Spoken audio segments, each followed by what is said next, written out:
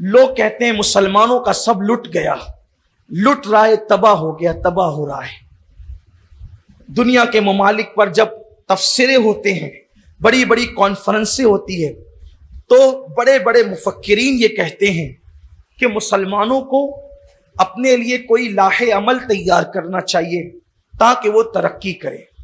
तो लोग कहते हैं, मुफक्किरीन कहते हैं, बड़े बड़े दानिश्वर कहते हैं कि मुसलमानों को चाहिए कि कामयाबी के लिए कोई लाहे अमल तैयार करे।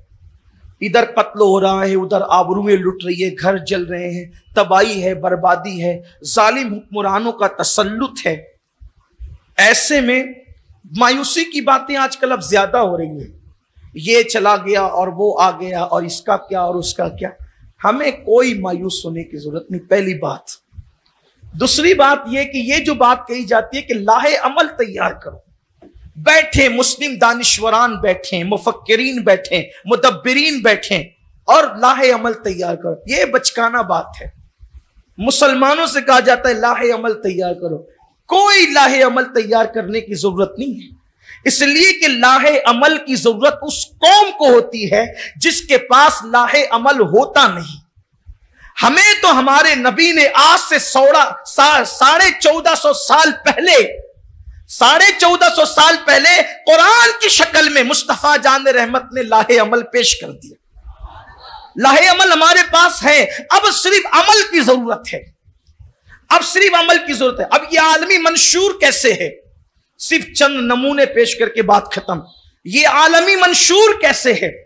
मंशूर का मतलब, तरीक़ेकार का मतलब, कानून का मतलब कि कब आपको करना क्या है।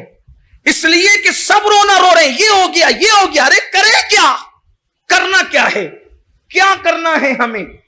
तो अब आइए जरा कुरान में चेक करते हैं, ये आलमी मंशूर हमें सियासत से लेकर रियासत तक, बाजार तक, गुलामी तक, इमामत तक, सियादत तक, क़ियादत तक, सिपा सालारी तक और नमाजों के निजाम से लेकर हज के निजाम तक क्या मंशूर अता कर रहा है।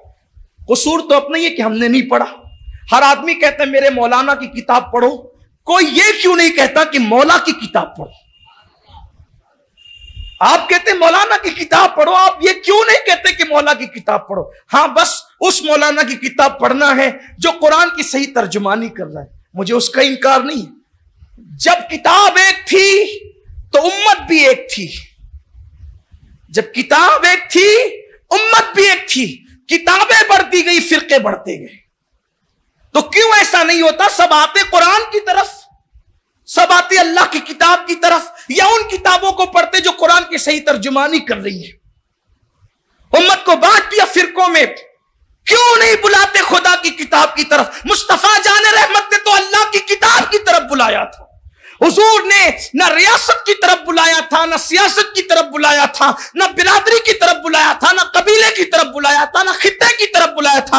हुजूर ने फरमाया था आओ कुरान के रंग में रंग जाओ और एक वहदत बन जाओ। और हो गया ऐसा ही, जहां पर काले और गोरों का बराबर में बैठना एक दूसरे की तौहीन समझी जाती थी, वहां मुस्तफा जान रहमत ने अबू बकर बिलाल को एक साथ बिठा करके बता दिया ये कुरान का मंशूर है, ये कुरान का दस्तूर है, ये कुरान का अंदाज है। देखा अरब का गोरा खूबसूरत अजीमुल मर्तबत हस्ती को, हसीन और जमील हस्ती को एक पक्के रंग के गुलाम के, और भी किसके साथ बिठाया, किसके साथ बिठाया, जिसने खुद खरीद कर आजाद किया, इतने बड़े मोहसिन के बराबर। और फिर सैयदना फारूक आजम, अरब का वो खूबसूरत इंसान, जब भी बिलाल को पुकारते तो ये कहकर पुकारते या सैयदना बिलाल, ऐ बिलाल तू मेरा सरदार है। ये कुरान का इनकलाब है, कुरान का कानूनी निजाम है कहीं पर जिसने गुलामों को सैयदना कह के पुकारने का अंदाज अता किया।